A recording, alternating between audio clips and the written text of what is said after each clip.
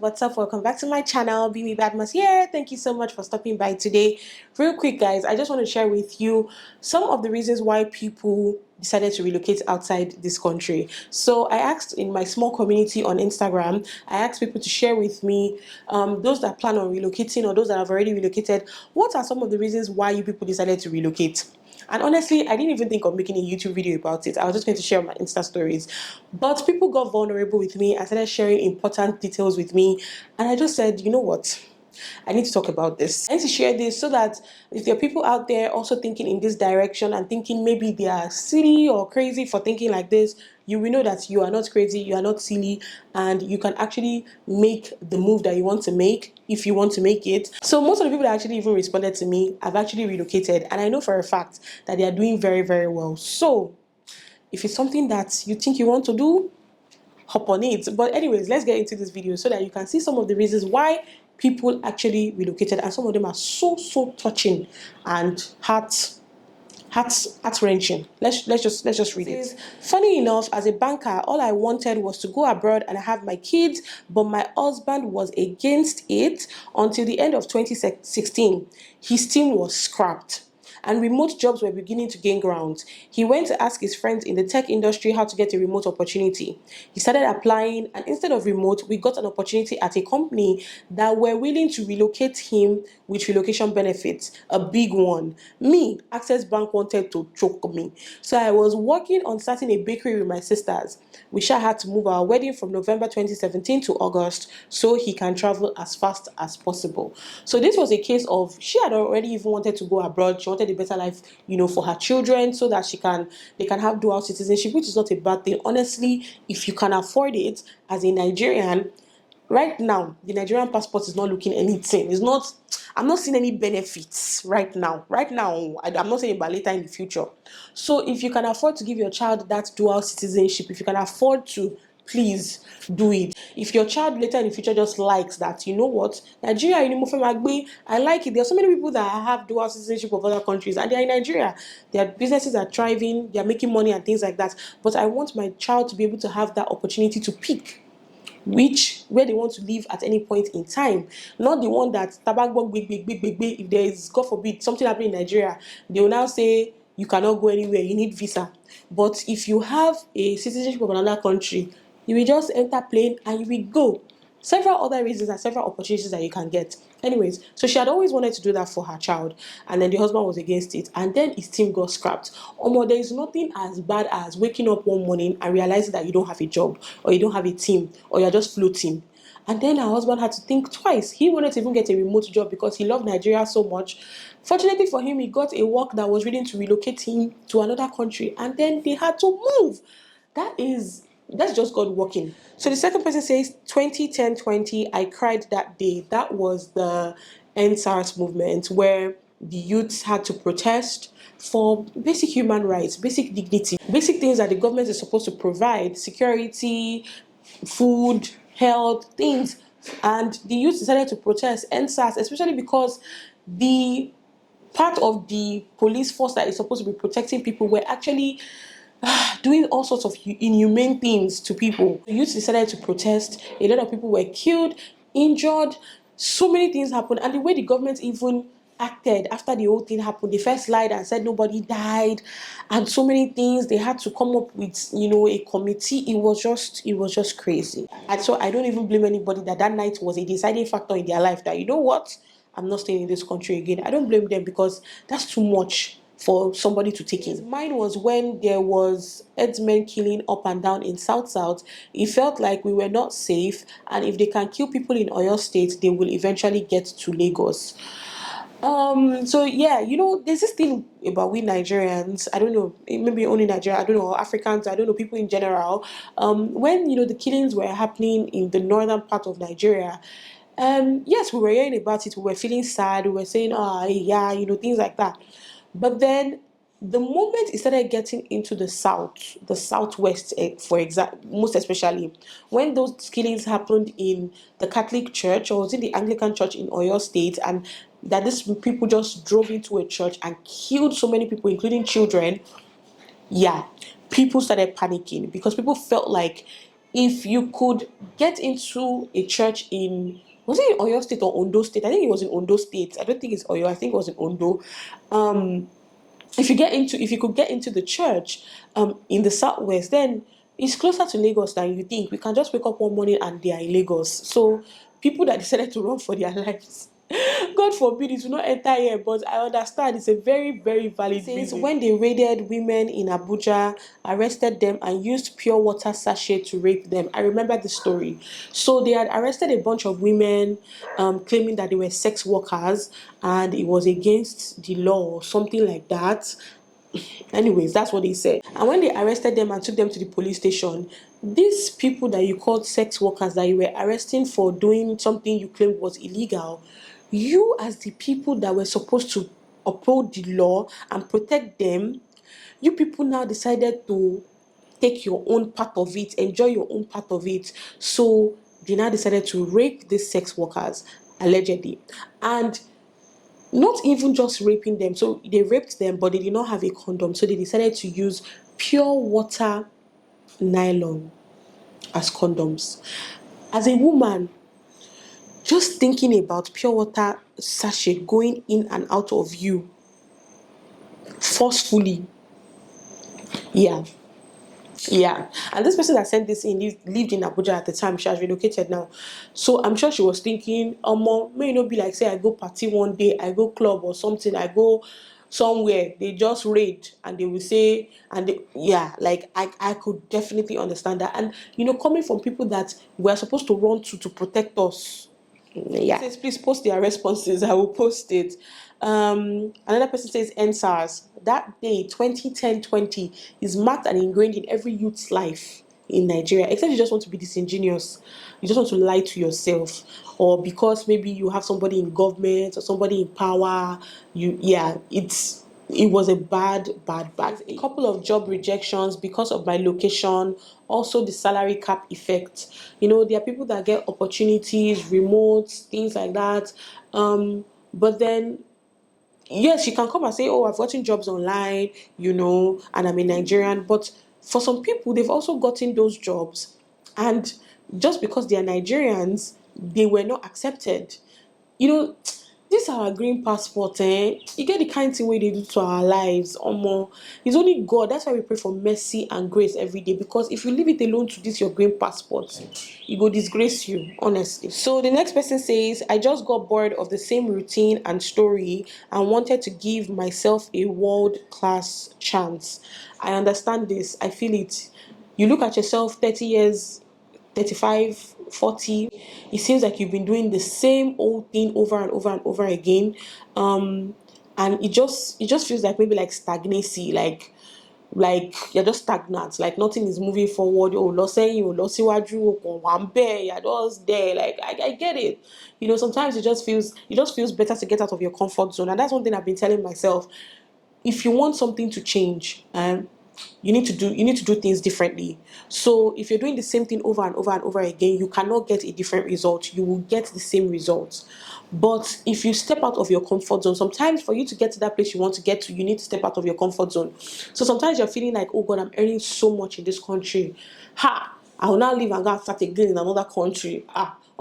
If that is where God is leading you to, trust me, by the time you guys start again, 1-2 years, you have surpassed where you were before. You have surpassed it. So if you pray and that's where God is leading you to, just listen to the voice of God. Oh, that's what I would advise you. And then going abroad to seek better education gives you this world-class experience, gives you this world-class effect. You're in the same school with Indians, with Chinese, with people from different nationalities. Your reasoning is different. It's not the same archaic reasoning that we have here. You're exposed, you see life, you're exposed, especially if maybe you had your first degree in Nigeria. It's good to go out there if you can afford it. Go out there. Get a different degree, get a world-class degree, and see where your life will actually even take you. Even if you come back to Nigeria, you will never remain the same. I'm telling you, my sister, no be cap, you no go remain the same. You go dey different. Levels go change. Your thinking faculty go dey different. You no go dey think like the same archaic way where everybody dey reason for this country. In 2013, my dad was sick for a month, and it was really bad. And when he recovered and got back to the office, His staff had sold almost everything, thinking he wouldn't make it. My dad was so disappointed, and we won the lottery at the time, so we moved. I'm wondering which lottery this is. Okay, yeah, maybe 2013 they were still doing US lottery. It will be US lottery. Because I know maybe it was around that 2014 that they stopped US lottery because I was still living in the US at the time. And I know when they cancelled it. Was it 2014 or 2015 they cancelled the US lottery? So 2013, yeah. Do you know how traumatic it is that first, you sick. You don't even think say you will recover from that sickness. Then God now helped you. You spent so much money to recover from that sickness. You now recovered. Then you now went back to your office, your business. Say, at least when I work, I'll be able to pay the money that I spent for the sickness. I'll be able to pay it back. Then you now see that some devil incarnate, some anweleshu, some useless people that you kept there, that you trusted to be watching over your business for you. You now see that they have sold almost everything in that business because they thought that you will not make it out alive. God passed them. God passed them. God passed them. And again, see, God's ways are not man's ways. I'm sure that when that thing happened, your dad wanted to, he was depressed, everything. But look at it. You people played US lottery. US lottery that everybody was looking for that year. You played it and you won. Eh? See, God's ways are not man's ways. My people, draw closer to God. Draw closer to God. God has better things for your life. You cannot be using your regular brain, regular worldly body to do things. If you do it, you will teta. You will not even know how your mates are making it. But when you draw close to God, just leave it for God. Leave everything for God. You're thinking about this relocation thing, leave it for God. The way God will surprise you, you can't sit down and say, they say that when you go there, you will start all over again. They say that when you go there, you go to work supermarket job. Me will be CEO for this place. Do you know the plans that God has for your life? My sister, okay. October 2020, that's the NSAS movement. Another person says, I couldn't get admission for my BSc. Thank God though, because the way Nigerian schools are even always moving, you will apply for this course, they will say that you did not get the cutoff mark. Instead of them to say maybe try again or something, they'll not give you something that is very useless that you will not be able to use in your life. There's a girl in my place of work now. She's trying to write JAMB again after spending about 2-3 years in the university, doing one course that it does not koloriko need. I told her, I say, you cannot get a job with this course. So, well, before you will see job with this course that you did, and it's only one sector, and that's the sector that I'm working in that employs people with this degree. And before you will see the job, oh God have mercy. Whoa. She said she has been thinking about it. Now so the girl said she won't write jam again. She wants to go and do nursing. I said, admit if I support you. As long as your parents agree, they are going to pay for your go and do nursing. Before you open your eyes, you say it's small girl, how old are you? 19, Abi, how old are you? Before you open your eyes and close it, you are finished the nursing. Honestly, is hot cake abroad, sef. This person says, I'd always wanted my master's degree abroad, kept pursuing it till it became a reality. Congratulations. Congratulations. Not be all of us go do this Nigeria. Some of us we did happy because God never tell us when to come out. But when God says it's the right time, if God says that you go and do your masters there, you go and do your masters there. Because the education in this country, sometimes I look at it. Do you know how much private schools are so expensive? Is there anybody that can afford it? I beg you. Next person says, we were attacked by robbers on my way to Abuja and was raped. And Obi said, damn it, we are out. You see this insecurity in this country. You were attacked by robbers. Not that you were just attacked, you were raped in front of your husband. Omo. I'm trying to imagine the trauma that she's going through. I know that relocating abroad is not going to, it's not, you can never get over that kind of trauma. But at least the first step to take in this kind of situation is to first leave. It's a really valid reason for living, and I summon your courage, and I respect your husband a lot, and I thank him a lot, and I hope you are in a much better place. I lost my dad due to our horrible healthcare system. My dad lost one of his closest friends through our horrible healthcare system where they were taking him from hospital to hospital and they kept saying they didn't have oxygen. So I can relate on so many levels. I can relate, and I'm so sorry for your loss. It's it's a valid reason to want to leave the country. NSAS protest made me tired. See, another NSAS. Another one says, NSAS, comma, I had PTSD. I was on a night shift and we were told they were going around hospitals. I remember that night they said they were going around hospitals and, you know, basically trying to silence the paramedics, the nurses, the doctors that were trying to do the good work that they were called to do. Since when we had kidnappers experience an armed robbery attack on the expressway, another insecurity issues. Kidnappers. These ones were not just only robbed. There was one that was said she was robbed and raped. These ones were not just only robbed, they were kidnapped. And then they start asking for ridiculous amounts as ransom from your family members. People in Yoti Ferry. And that does not even guarantee that they will release the people that they were kidnapped. That they kidnapped. This person says, I've always wanted to do my master's immediately after my long overdue BSc, long overdue. And I have a partner that disliked Nigeria, like he wasn't born and bred here. So I knew relocation was soon, even without having a dime on me for contribution to it. Girl, I love it for you. I love it for your partner that got you out of the shores of this country. The next person says, when I wasn't able to deliver abroad due to delay in visa. You see this visa issue, I was telling a colleague, I said, God forbid, say something could break out for Nigeria, and now we no get second passports go suffer am. Because you see, look at the issues going on in Israel now. I was watching CNN last night, and I was just seeing, oh, the British Kini are sending their helicopter, their planes to come and carry those with British passports. The French are coming to carry those with French passports. I was like, I'm not seeing anywhere where Nigeria is saying they are coming to carry anybody with Nigerian passport. And let me tell you something, the funniest thing is that our government, most of the people in government, most of the politicians they are saying they have dual citizenship.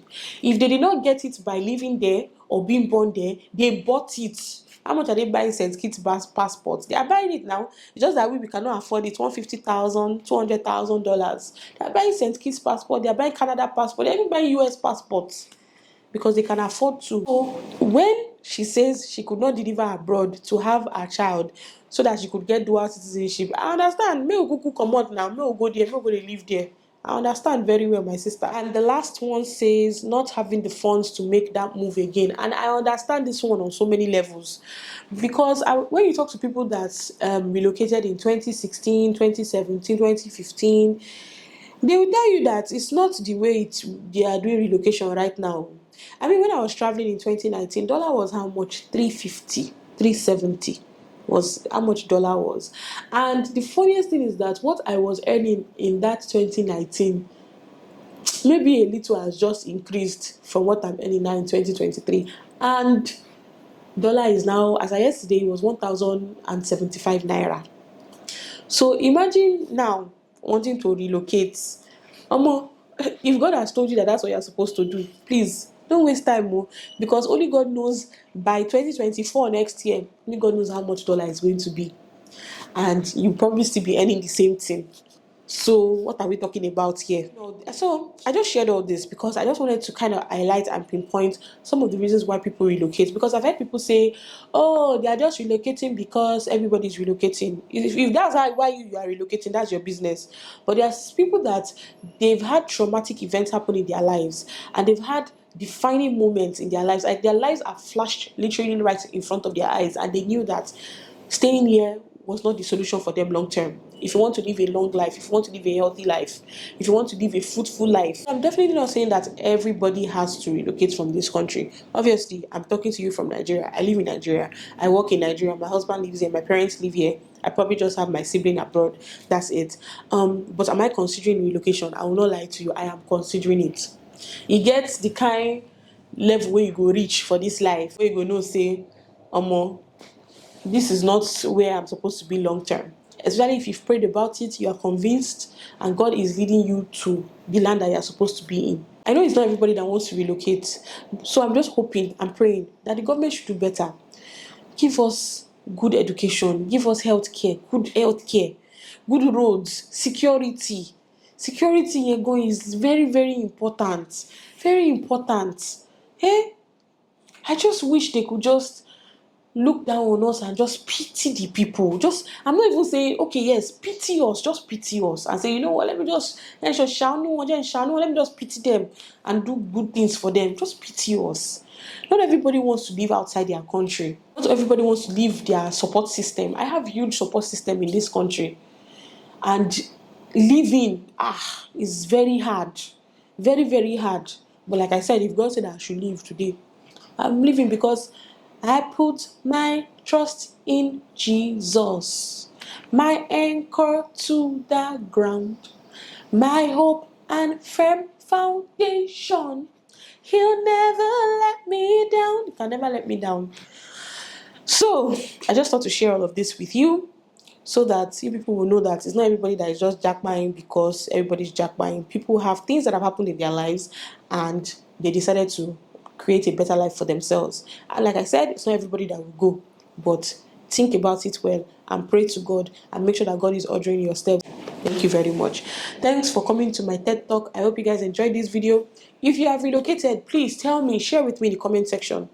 What were the defining moments for you that you said, you know what, I got to leave this country? Share it with me in the comment section down below. Thank you guys so much for watching, and I will definitely see you guys in the next one. Bye guys.